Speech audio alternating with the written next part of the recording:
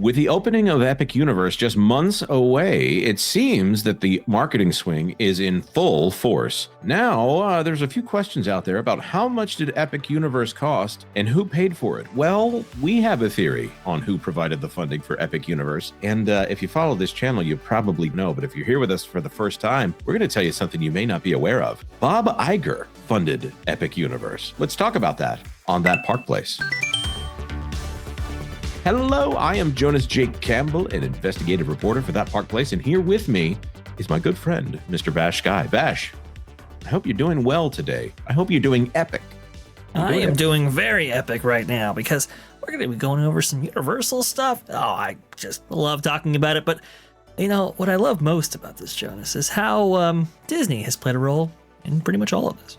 I mean, it's really quite spectacular to just step back and see just how much Disney has contributed to not only the releasing of Imagineers because of silly policies that they were too short-sighted about, the fact that they have shrunk at a time that they really shouldn't have in order to build a streaming service, which is just now making, you know, a few $100 million a quarter that they've spent billions, perhaps some might say $100 billion in order to try to build. If you need more on that, we ask us in the comments. We'll or hit the like button. That's it. Hit the like button. And if this one gets a lot of likes, we'll do a video explaining how Disney has invested almost more than half the company in trying to make streaming work. But the things that are coming up today, well, the Epic Universe stuff is huge. But we're going to start here by mentioning that Universal Kids Resort has revealed new themed lands. There's like 5 or 6 of them, and you might wonder, how in the world are they doing this at the same time that they're doing Epic Universe? Yes, they're stealing a little bit of thunder from Epic Universe, or the fact that over there in Las Vegas, they're starting up Horror Unleashed, which is not my cup of tea, but is a new kind of experience there for Universal parks and experiences. Or let's go over here and we'll start more seriously with this. Universal theme parks long in Disney's shadow expand at dizzying pace. Well, what is the fuel behind that pace? Let's talk about it. Here, first of all, that's the Universal Globe. That is the one in Florida. How do you know? Because it looks more like the more current Universal logo. That's why. And there's a Toothsome over there. And just over here to the right is Universal Studios, or some of the kiosks coming out of Universal Studios, Florida. This is an article from Brooke Barnes. He says, how high is up? When Mark Woodbury, he's the guy with the glasses and the beard that you see in all those really cool, epic videos that they have, became Universal's theme park chief in 2022, he pressed his lieutenants to answer that question. The former architect was not referring to a roller coaster incline. Universal Parks had already become a surprise growth engine for NBC Universal, but Mr. Woodbury saw an even bigger opportunity to lift the business firmly out of Disney's shadow. How do we become the destination of choice in each of the markets that we operate in, and in all the markets that we choose to expand into, he said in a recent interview. Mark Woodbury, by the way, 67, is starting to unveil the answers. I like the style that they have over there at Universal right now with their marketing. In fact, Vash and I were just having a discussion on the fact that even that Horror Unleashed thing is better advertised than Tiana's Bayou Adventure was. I don't know why it is that Disney takes for granted that they don't have the audience's attention anymore. Any theme park enthusiast I talk to right now that isn't getting just insulting about it is excited about what's going on over there at Universal. You know, there's a couple people. Well, I've heard a close friend call them epic dusters. Those people who are so excited about Epic, and that's fine. But we're talking about general audiences here. When we talk about what is exciting in the coming future, it's Epic. It just is. Vash, what's been your experience with that? Oh, yes. I think people are very, very excited about Epic. I mean, when you compare it to Tiana's Bayou Adventure, which is an unfair comparison for sure, but I mean, Tiana's Bayou Adventure is an attraction that maybe you hit up when you actually visit Walt Disney World or Disneyland, right? It's not something that you actually book a trip out for. For Epic Universe, that's a completely different story. People are booking trips specifically to go to Epic Universe. And Disney used to do that even with their attractions that they would open inside their existing parks. Not so much anymore. Right. Well, when you look at what Tiana's Bayou Adventure used to be, it was one of the most popular and enduring attractions at any Disney theme park, and now it is something that people look at and go, "What happened to this place?" So, the thing that I want to focus on here is in these next two paragraphs. This week, Universal unveiled theme park theming for a new park in Texas aimed at families and an opening date for an attraction in Nevada focused on horror fans. Those come on top of an expansion in Los Angeles and a massive theme park development in Orlando, Florida, that will open this spring. It's considering Wicked attractions in a major park for Britain, too. Yes, that park it seems like we're about to hear about approval on that park. I'm not seeing any reason why that won't go through. Comcast, which owns NBC Universal, has not disclosed budgets for the project, but analysts say the Orlando project alone cost roughly $7 billion. That seems kind of low to me. I'm not going to lie, for a brand new theme park that has everyone's attention. And I'm also going to point out that it is about the size of a Disney Hollywood Studios. We're not talking about a Magic Kingdom size park as far as attractions go. There's only 12 attractions in Epic Universe, although it is pretty big. Maybe that with expansion pads, it'll get to something a little bit larger here. And I'm sure someone can correct us in the comments. But $7 billion seems a little low to me. But Vash, is that a good operating number here for now? I think so. I mean, I've heard anywhere between $7 to $8 billion myself. You have to also think too. Back when Shanghai Disneyland opened, back in 2016, the reported figure was about $6 billion. I have it on good authority, though, that they may have spent in excess of $8 billion.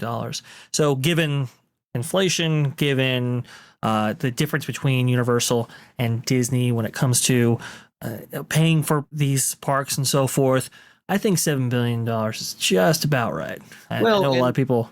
Oh, please.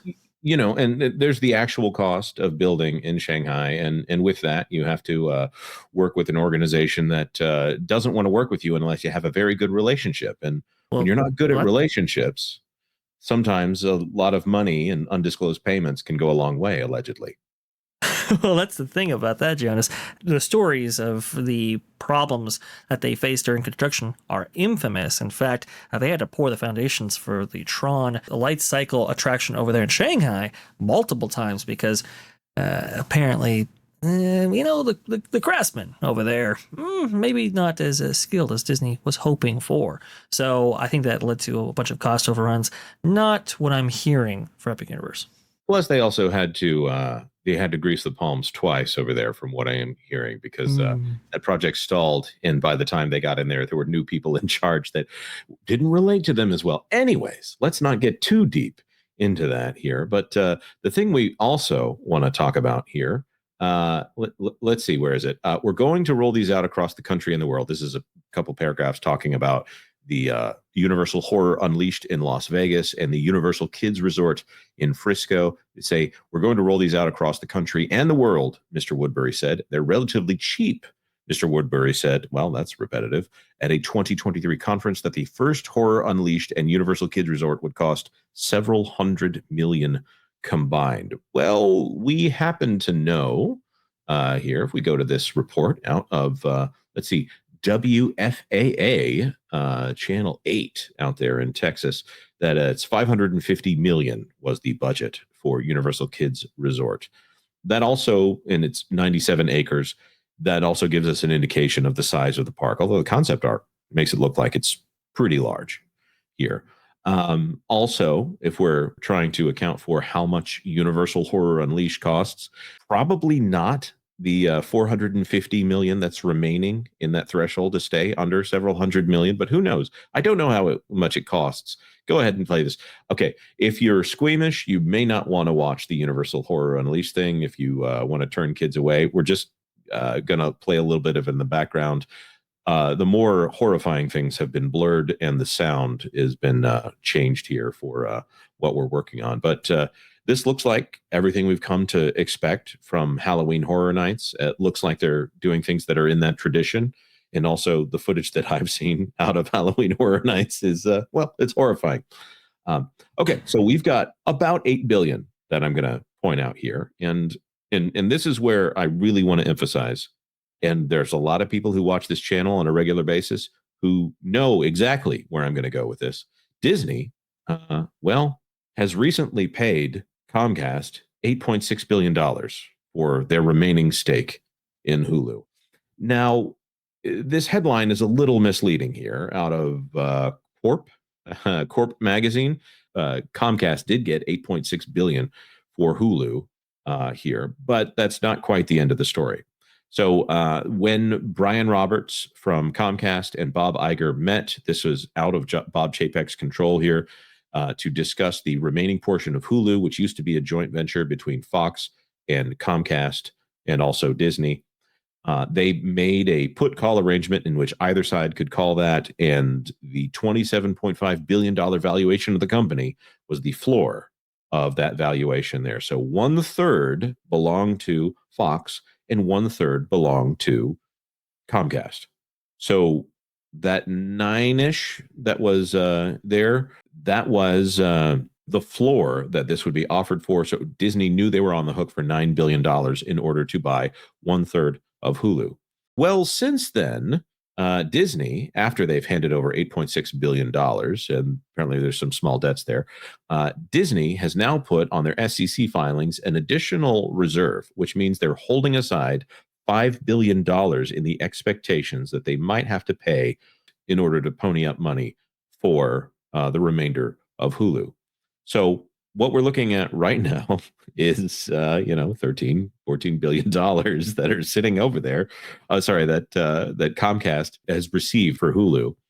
And this is an interesting one right here. Here's Brian Roberts, the CEO of Comcast, right here, talking a little bit about this transaction here. We have in Peacock a strategy, I'm sure. And Peacock is the NBC Universal streaming service, by the way. We'll get into it a little more. That is a growth business for us. And we've also selling our Hulu stake. So we actually will have, very little money net in streaming in terms of losses versus profits. Each company is different. So just again, to be clear, Disney is currently probably around $15 billion in the hole just on Disney Plus, not counting Hulu, as much as they would like everyone to be confused that Hulu and Disney Plus are the same streaming service. They're not the same streaming service. So at this point, Disney has paid 15-ish billion. That's a little high. What are we saying? 8 plus 5, or 9 plus 5. So let's say $14 billion to Comcast right now, right about the time that they are building their biggest competitor in 20 years down the street, and also have built a park in Texas, which Disney can't compete with in any way unless they change their business strategy here. They're getting into Vegas, which, we've said that Disney wouldn't ever do anything in Vegas, but also we said they wouldn't do gambling, and now they're doing that. And of course, the Bedford project out in the UK is maybe weeks away from being approved. And Disney's got nothing. They've got a villain's land that may be there in a little while that they're destroying their parks in order to build. Vash, I've talked way too much on this video. What are your thoughts on all of this and this ridiculous amount of money that Disney is giving up to build a cash printer for their opposition? It is absolutely incredible. Disney went all in on streaming, and they really staked the company's future on it to the point where they have cannibalized not just their linear physical media business, but also their parks business, because remember, they took all of the money that they had generated over the years from the revenue from the parks and just funneled it over into streaming, and really left them wide open to competition to rise in their place right there, and cannibalize some of that market share away from them because they stop with those constant investments. Now, people might be looking at this and saying, well, okay, I can see how Epic Universe is a big competition for Disney. I'm not sure if we should be including Frisco Park or Horror Unleashed. And to that, I say this. A couple things, actually. But start with this Blue Loop article that was released December 5th, 2024, who spoke to Eric Marshall, Senior Vice President of North American Destination Sales at Universal Destinations and Experiences. If we scroll down just a little bit, all the way down, he says something very interesting. Quote, "These new projects complement what we're doing in Orlando." He's talking about Horror Unleashed in Vegas and the Frisco Park in Texas, says Marshall. It's about enticing people to try these experiences, fall in love with Universal, and then graduate to our larger destinations. And I will note, the main competition for Disneyland is not Universal Studios Hollywood or Knott's Berry Farm, but it's actually Vegas itself. And I've heard that internally from people at Disneyland that they compete with Vegas for definitely for domestic tourists, but also to locals and international tourists and so forth. So I think this strategy is absolutely brilliant. Jonas, they are taking the money that Disney has given to them for their streaming operation. They've left parks behind, and they are encroaching on Disney's territory in a big way right here. And I think Mark Woodbury is exactly right. I think they can come out from underneath the shadow of Disney in a big way. I think that the stage is set here. Disney has declined, and Universal is working so hard to catch up. And now I dare say they're excelling in places that Disney is not currently able to do. Even if you just look at the animatronics in the Monsters Unleashed ride, and compare that. It's so funny to say this. People say it's unfair when we compare Tiana's Bayou Adventure, which is supposed to be the pinnacle of Disney animatronics at this moment, to just one more ride over there at Universal Studios, Epic Universe. Sorry, Universal Orlando Resort. Guys, you gotta sort out your complex name versus your park's name. I'll tell you got to improve there. I just think this is something where they have captured my imagination, my kids' imaginations. They don't ask when they're going to go see Disney stuff. They ask when Epic Universe is opening. They ask if we can go see the Frisco park. Disney has severely lost a step, and they're still pretending like they haven't. I guess they'll get a little bit of boost when everyone goes to check out Epic Universe.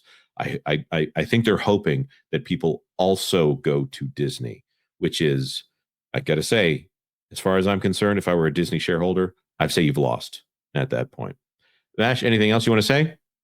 Yes, I mean, Disney had an opportunity to set up in multiple markets. In fact, they were actually going to do that with Bob Weiss, interestingly enough. We have featured his comments for Jonas by Adventure in a video previously on this channel. Well, anyway, he was in charge of WDI, got demoted a little bit there, and was actually tasked with a series of pop-up experiences that would have taken place across the country and maybe even across the world, utilizing WDI's unique storytelling abilities. Well, that went out the window, apparently. Bob Weiss left the company for Gensler, and they left that whole thing behind. But now to see Universal actually doing that, and actually I think they're going to be pretty successful at it, it really does go to show where the company's priorities are, both with Universal or Comcast and with Disney.